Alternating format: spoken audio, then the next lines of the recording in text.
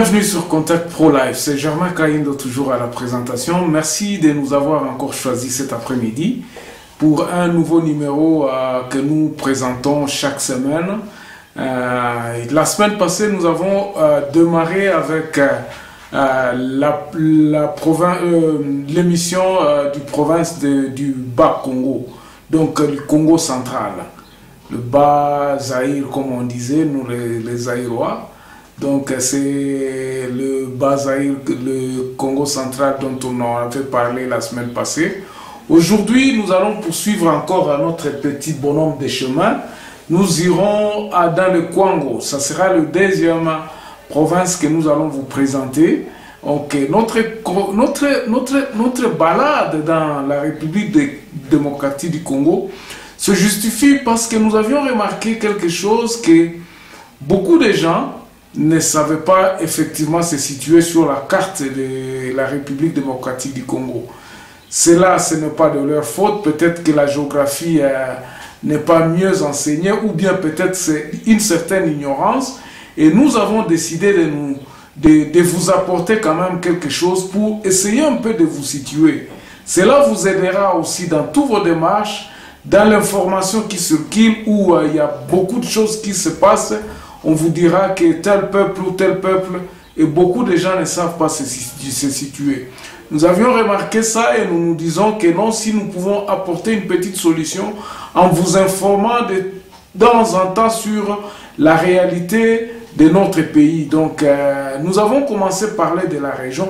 Nous allons bien sûr parler ethnie, le peuple, le Congolais lui-même, parce que notre tranche ici nous guide sur le Congolais, l'homme congolais lui-même, l'identification du Congolais, comment le Congolais s'identifie, comment le Congolais peut résoudre le problème d'identification. Nous pouvons tous être avec beaucoup multiples ethnies, beaucoup de tribus dans notre République démocratique du Congo. Cela n'empêche pas que nous parlons de tribus parce que ce sont de nos origines. Et si nous ne connaissons pas nos origines, c'est difficile aussi de comprendre l'origine des autres. Nous sommes tous des Congolais. Nous avons le droit de vivre au Congo. Nous n'avons qu'un seul pays, nous tous. La Constitution elle-même dit que non, le Congo, les Congolais, c'est celui qui appartenait à une tribu ou à une ethnie lorsque le pays obtenait l'indépendance en 1960. Alors, qu'est-ce qui se passe donc? Donc, nous avons remarqué qu'effectivement, cet article-là de la Constitution est là, mais il manque l'application. Donc, c'est comme si on a dérobé les entités de base de leur pouvoir. Et c'est ça que nous pensons qui est à l'origine des multiples problèmes que nous avons aujourd'hui au pays. Parce que beaucoup de gens ne savent pas pourquoi le pays ne se développe pas. Malgré la richesse que nous possédons, le pays ne se développe pas. On parle des gens illégitimes, on parle des gens qui sont illégitimes, qui sont élus. Nous voyons comment la course au pouvoir s'est faite en République démocratique du Congo. Ça, nous pensons que la cause vient du fait que ce n'est pas le Congolais qui choisit, mais il y a beaucoup trop d'influence extérieure. Alors, je me suis dit, les entités dont la Constitution parle, nous devons quand même en parler. Nous devons réveiller cette notion d'origine, d'originalité, de légitimité. Qui sont le peuple légitime? Qui est celui que nous appelons Congolais? Les régimes qui se sont succédés, nous avons connu Mobutu, nous avons connu la période avant l'indépendance, nous avons connu des influences extérieures, mais nous n'avons jamais été nous-mêmes. C'est pour cela que je me suis dit que si nous pouvons prendre le taureau par les cornes en acceptant, en nous disant que non, voici l'erreur d'où nous venons, restituons le pouvoir à ceux qui ont le droit. Acceptons que nous ne pouvons pas développer le pays sans le propriétaire de ce pays. Le propriétaire, c'est qui? C'est le Congolais. Le Congolais, c'est qui? C'est celui qui appartient à un ethnie ou un tribu se trouvant sur le territoire congolais lorsque le pays accédait à son indépendance.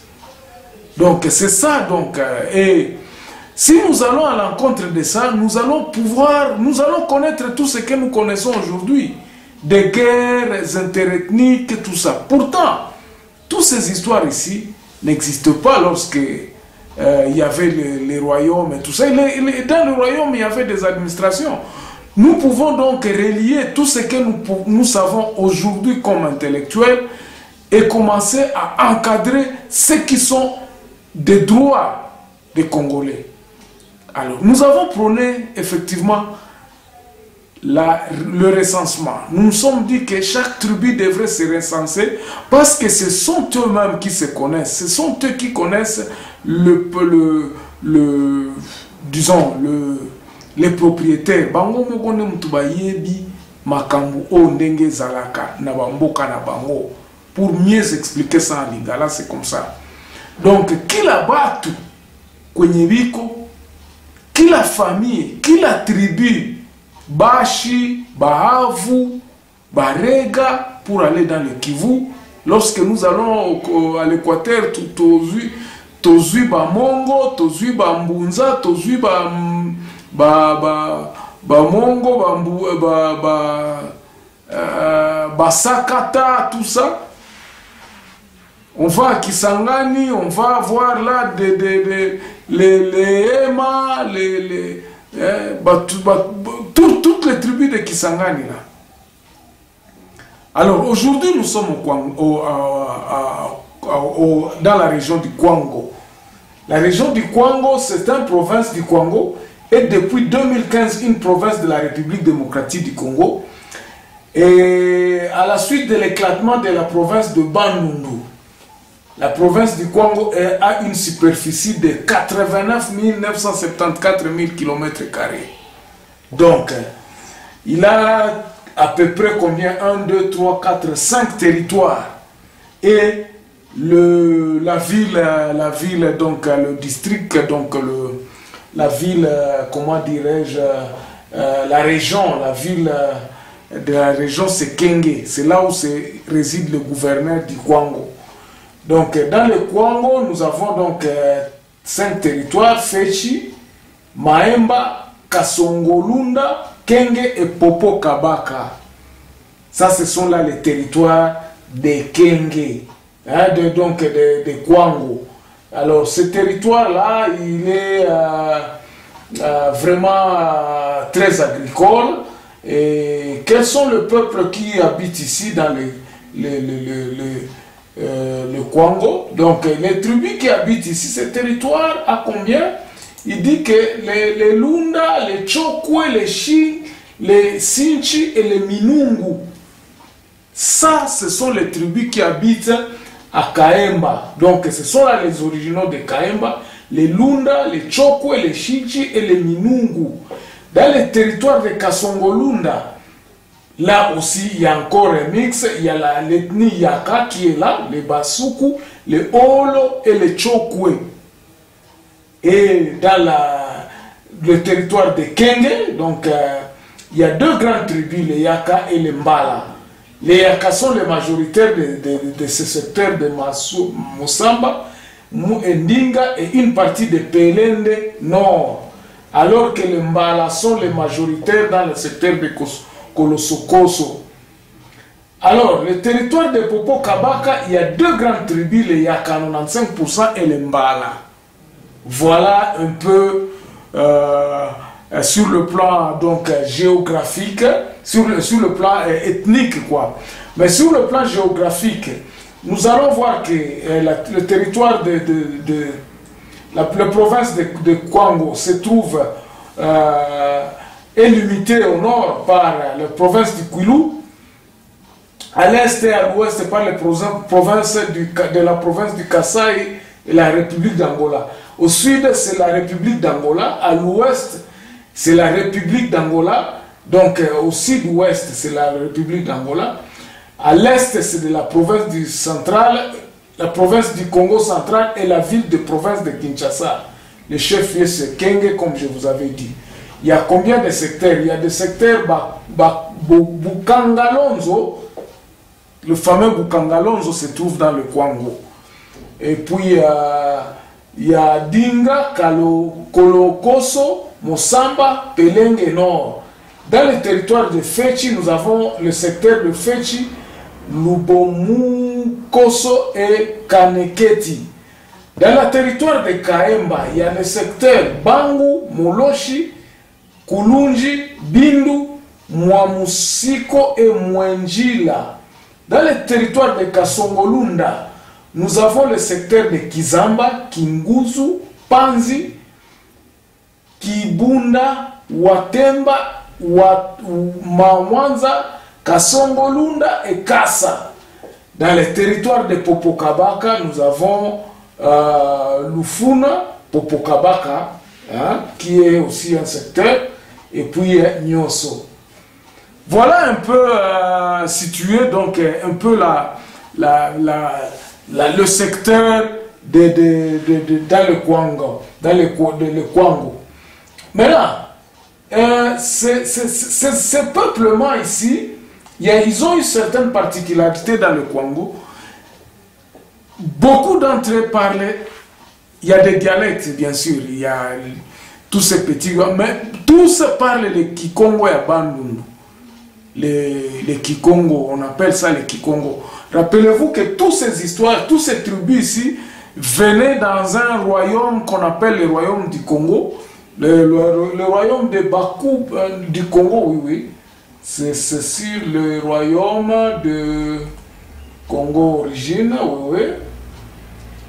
Du Kwango, territoire envoyé par l'espace. Après, ok, tout ça, ce sont l'histoire. Ceux qui veulent aussi prendre un peu se renseigner sur l'histoire, ils peuvent aller sur Internet ou bien ils peuvent m'appeler, je peux leur envoyer une documentation complète sur le Kwango. Donc aujourd'hui, nous voyons que le Pendé, pas le Pendé, mais le Bambala, hein, sont là. Donc, où sont ces peuples-là, le peuplement? Parce que effectivement, notre émission ici, nous parlons de peuplement du Congo parce que l'homme doit se retrouver sur son territoire. Et pourquoi se retrouver dans son territoire? C'est parce que c'est là leur terre, c'est là où nous sommes des Africains, c'est là où se trouve notre richesse. Beaucoup, cette région ici, c'est une région vraiment agricole. Ce sont eux par excellence qui amènent beaucoup de nourriture à Kinshasa. Il y a le foufou, vous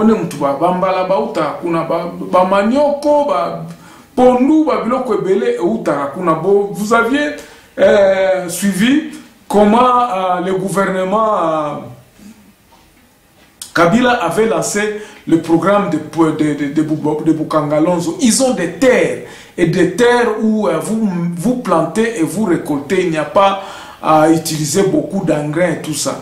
Mais on ne sait pas pourquoi ce projet-là n'avait pas réussi.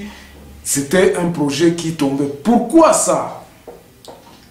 Nous parlons des origines des gens. Nous parlons d'une certaine légitimité. Vous savez, quand quelque chose ne vous appartient pas, vous pouvez chercher à en faire la vôtre, mais Ekosimba Kati.